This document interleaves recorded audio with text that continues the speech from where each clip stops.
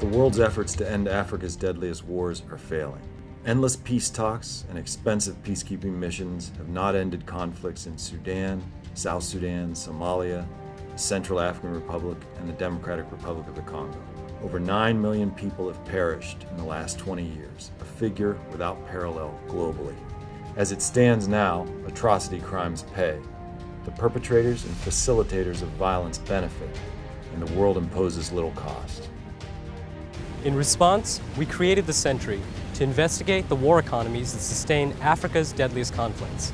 The Sentry supports efforts to dismantle the illegal networks that allow violent and corrupt governments and rebel leaders to fund war and enrich themselves by hijacking the state and its natural resources. The Sentry uses financial analysis and in-depth investigations to follow the money and map the networks of violence.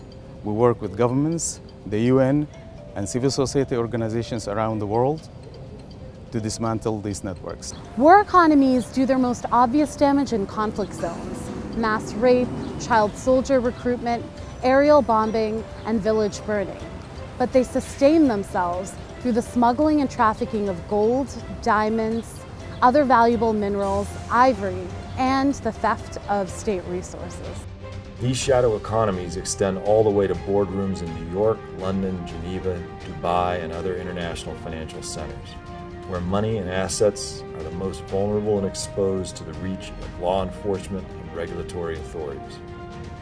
Real leverage for peace and human rights will come when the people who benefit from war will pay a price for the damage they cause. These are the world's deadliest war zones, and as long as the benefits of war outweigh the costs, the killing will never stop.